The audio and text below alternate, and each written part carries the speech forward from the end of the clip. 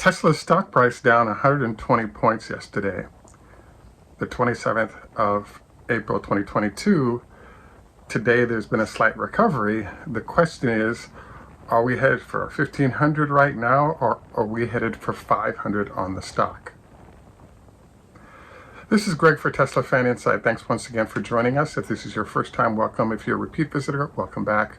We also want to thank our Patreon supporters. Your support is greatly appreciated. It makes all the difference for the viability of the channel. We also wanted to note that this is a copyrighted broadcast.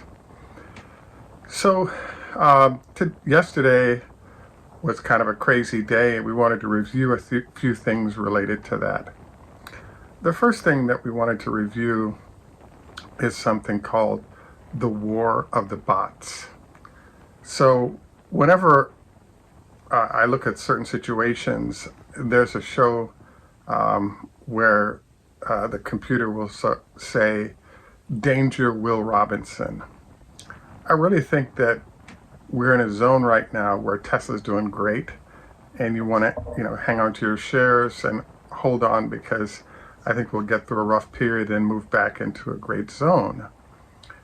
The challenge, though, is the fact that we're in a zone right now where it feels like what I call acid indigestion, where the market seems to become upset based on new data, perhaps the Ukrainian war news, perhaps inflation news, etc. And then all of a sudden, they take a Pepto-Bismol and everything seems great and it's up 300 points, and there's a sensation like, oh, if you're not in, you're going to miss out on a great opportunity because things have gotten so low. And then you're buying in, and then the stock drops 100 points, and then you're like, wait a second, it was a really good deal before, it should be a great deal now. And so there's this back and forth. One solution to this, I think, is to really consider hedging or some puts against the stock, because particularly if you have a large holding, you'll find that the cost of the puts is covered as the stock price rises, but if it continues to fall, you have the benefit of the hedge going down. Now, we have some other viewers of the show and friends on Patreon that have mentioned that one of the techniques they've been using successfully is to sell calls, so that as the price of the stock falls, they make money on the upside because the value of the calls is declining, and they can buy them back and book a very nice profit. There are obviously a lot of techniques you could use, and there's another example. There are things called straddles. They're another example of what you could use. But in general, the concept is to buy the dip, and the buying the dip plan really hasn't been working because the stock price continues to drop. Now, a sidebar note was this whole discussion of how's Twitter impacting, and the drop in price was related to its confirmation that Elon was buying Twitter. I guess it's legit for people to be worried about him splitting time, but Tesla, Jim Chanos pointed out that he had 2 single-space pages of the number of executives that have left Tesla over the last couple of 3 years. And I think it's going to continue to happen because they'll get well paid by other entities that need that expertise to be brought aboard. I don't think the executive loss is a big deal, because one of the techniques Elon is using is the machine that builds the machine. So there are a lot of processes of improvement over time by Tesla that are kind of built in, and you almost have the ability to swap in people, and the structure of Tesla supports that change because it's a very sound structure that's been built out. So I wanted to just review the fact here that I've been arguing for the last 2 or 3 months that we're in a very crazy period. The challenge is that it's valid for the Fed to raise interest rates because oil prices are rising and inflation is up. But the challenge is, as they raise those interest rates, everybody's costs rise, and it creates other problems. So one of the big issues that I think we're going to see over the next couple of weeks is that the war is going to end, and it'll facilitate us getting back to some kind of normal, and that normal is what the market appreciates. So basically, I believe that there's an unpredictability premium that's been built into the market. And as that premium comes out, that's when we'll see everything go back to normal. The second point I wanted to make here in general is a concept called punish the high PE stocks. So the companies that are growing rapidly will have the highest PEs, a la Tesla. So one of the processes of investing for large investors, and I would argue institutions, but I just think there's a bot process to it as well. But in general, the idea is that there's a lot of growth necessary to maintain the high PE stocks. And so if the stock price falls, or if the market falls, there's kind of a discussion of the market saying, this was the average PE that we were comfortable with before, but now things have gotten crazy, so we want a lower average PE. So people are really hunting for severe bargains to validate purchases. So in the case of Tesla, I'm suggesting that the range is 500 to 1500. I wouldn't be surprised to see a $700 stock price for Tesla in the next couple of weeks. And then what I think ends up happening is that you end up with what's called a value stock situation. So if Tesla is growing at 100% a year, which I think it's actually higher right now, we're up to 150% a year, and you can buy the stock at an assumed growth rate of, call it 60, 70% for the year, you can comfortably buy that share all the way up to a certain price point and have a sense that you've gotten a nice bargain off of what you'd have to pay in a normal market, and a normal market will come back and get itself in a comfortable position. So that's sort of number two in terms of all of it that's going on. I really think that there's a switch to defensive, don't lose all your money positions being taken by a lot of people. This further brings up a concept that I call, and that is called generally the power of the bots. So in the good old days of 5, 7, 10 years ago, there used to be high transaction costs if you bought or sold, and it would take time to execute those trades. Now, with how the new things work, people can get in and out very quickly and at low cost. And this is especially the case with giant stocks with billion-dollar market caps. There are a lot of people that are buying large volumes of shares, and so if you want in or out, you can get in without significantly affecting the price of the stock, and you can do it in large amounts of shares. So what we now have is a process where some news occurs that you may have privy access to, and early access, and you can execute trades against that news rapidly, and your goal is to pick up points on those shares. B, you implement your trades, either buy or sell, somewhat affecting the stock. C, that news comes out and it now affects the greater market, either good or bad, and affecting the stock up or down.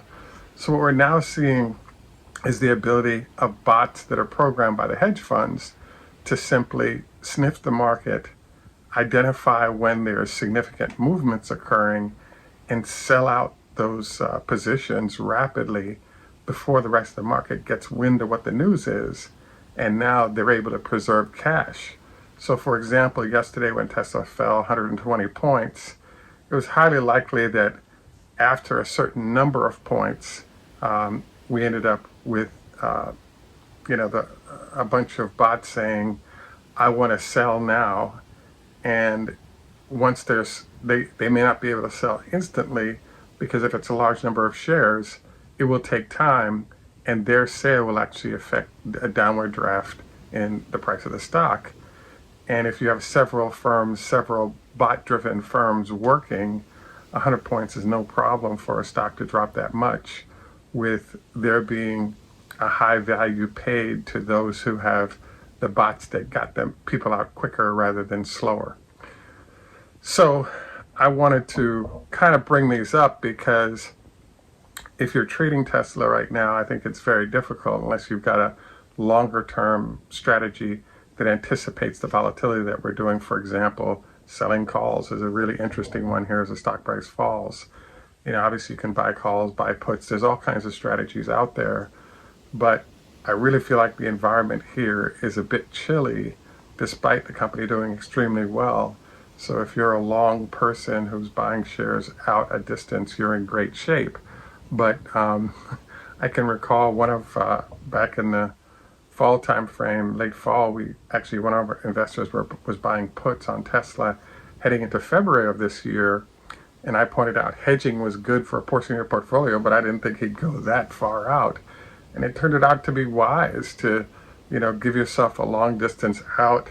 It protects your portfolio on the downside where you can make some money if you need to, but your larger portfolio, you can hang on to it and not worry about the fact that you've, 10, 20%, 30% loss is not a big deal.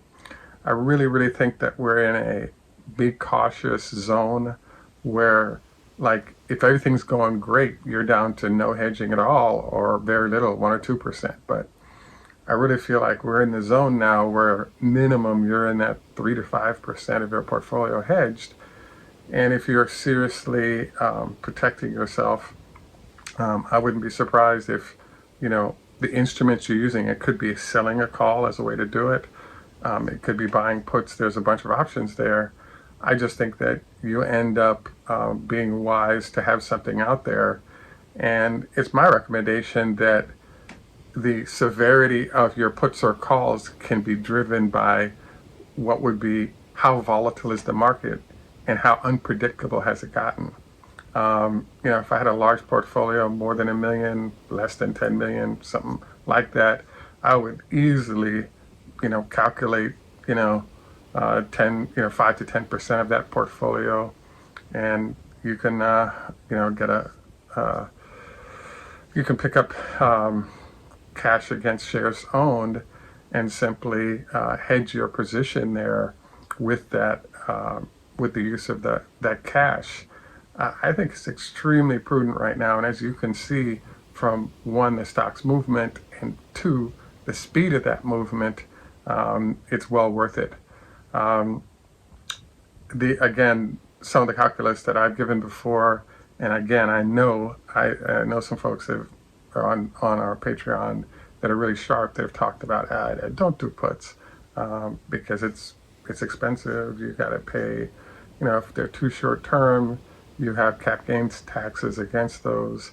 But so the bottom line is they're saying don't do it. I think that it's worth your time to do what's called back testing your data. So Tesla over the last 4 or 5 months is someplace between 1,200 and call it 750, and we're in a general trend here where there's a lot of really ugly economic news that's coming, especially with food prices related to Ukraine and Russia offering that fertilizer that they're not making and selling. They're also 50% of the grain markets around the world. And so there's a lot of real ugly shocks that are about to hit, and it affects everything. So I think it's prudent to be both aware and focused on this to make sure that you're not severely damaged by it. So there's an interesting thing that's going on with the war in Ukraine right now that I'm still slapping my head about, which is the U.S. Warned Ukraine back in November of last year that the Russians were preparing to invade. And then as the U.S. observed larger and larger numbers of troops being mounted on the border of Ukraine in different locations, there was an alarm repeatedly presented to the Ukrainians. And up to 2 weeks before the invasion, there were a lot of people that were saying the U.S. was being alarmist. And then all of a sudden they went from you're being alarmist to the invasion happening, and they're saying, how can you leave us without weapons? Well, the answer is if you had prepared 3 months ago, the arming process would have been easy and it would prevent the death of a lot of folks. So I kind of bring this up because today I'm suggesting that we're in a really rocky period for the market until oil prices are figured out they're kind of high, as well as what's going to happen with food. And with all these risks sitting there, even the lockdown in China relative to production by Tesla is another variable. So all these variables out there that are fairly negative suggest that you could be doing well, which Tesla is during this period, but there are a lot of risks to the market that could tank the stock even though the company is doing really well. So I believe that that's an important sort of, noteworthy to, get you some insurance and in a form of hedging, maybe lighten up on them out your own, maybe buy puts, maybe sell calls. There's all these different tools. If you have a technique for dealing with high volatility like we're seeing, please list it below in our notes so we can have other people note that and have it implemented in their process. You'll notice that this show I've decided to use a large number of waves, and I wanted you to take a look at the waves for a moment and notice how some will come in bigger, smaller, et cetera, and it makes predictability hard. You're not seeing a tsunami wave, but you're seeing all these unpredictable waves. And I feel like that's a real metaphor on where we are right now with fairly unpredictable waves that are flowing through in the short term. And it could be everything from legitimate news to, as we've talked about, at 900, for example, there are a lot of people that put stop losses at 900. And so if it goes below 900, those stop losses allow people to sell out completely. Well, there are certain people that monitor how many stop losses are there, and they know a bunch of selling is going to occur if the stock goes below it. So they'll force the stock below 900 just to get the stop losses to be triggered. So again, a large number of variables playing around right here. It could negatively influence the stock market and the stock. So therefore, it's prudent to, implement strategies to help you address this. At any rate, that's the end of our formal comments on Tesla and the stock. I want to next switch to our health tips for the day. Just a reminder,